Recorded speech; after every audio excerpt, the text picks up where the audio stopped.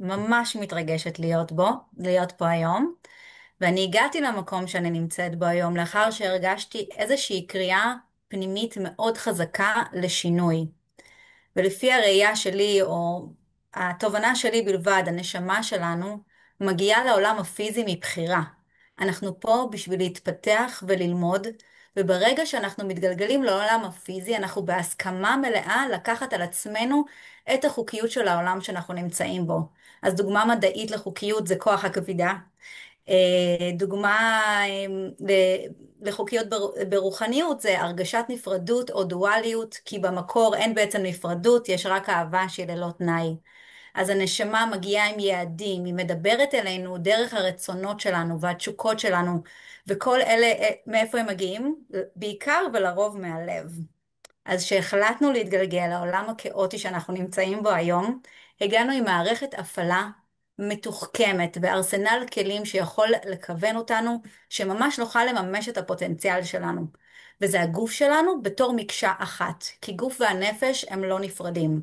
אז אם אנחנו נדע, ואנחנו תכף נצלול לזה טיפה יותר עמוק, איך באמת להקשיב ללב שלנו, לאינטואיציה שלנו, ולעבוד עם החוקיות של התת מודע, כל מגבלה תתמוסס כלא הייתה, וגם הנשמה שלנו תקבל דרור למימוש הרצונות שלה. אז טיפה על התת מודע למי שלא מכיר, התת מודע הוא כמו דיסק קשיח, הוא מקליט הכל, הוא שומר הכל, והוא החלק במוח שלנו שמנהל אותנו מאחורי הקלעים. הוא בעצם המחשב המרכזי שמריץ את התוכנה של מי שאנחנו.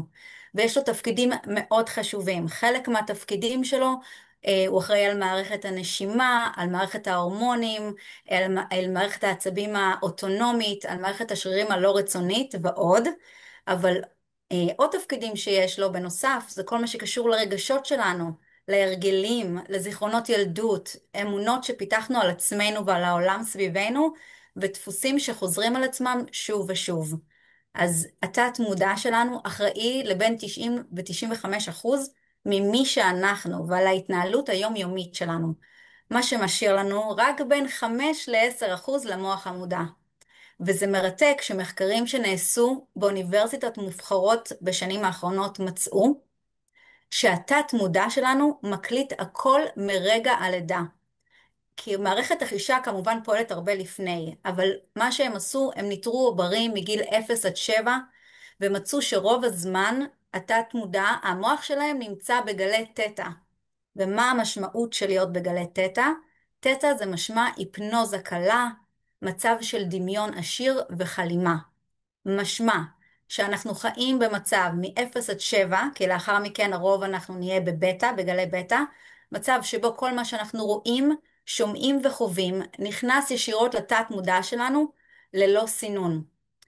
ואם אנחנו חושבים על זה רגע, אם אנחנו מקבלים מסרים מהסביבה, והם מוטבעים בנו מרגע הלידה, שאנחנו מתבגרים, אנחנו מתנהלים בעולם עם מגוון תכונות ואמונות שהן בכלל לא שלנו או לא בהכרח שלנו.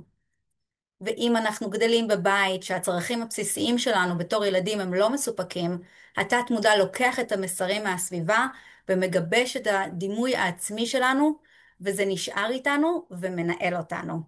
אבל היתרון הגדול של התת מודע זה שיש לו חוקים מאוד ברורים וקלים ליישום.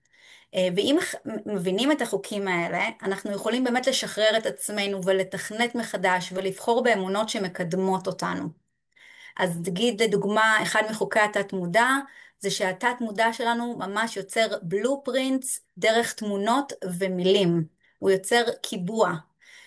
ואם יהיה לנו זמן בסוף נוכל לעשות תרגיל מגניב שממחיש איך התת מודע שלנו עובד.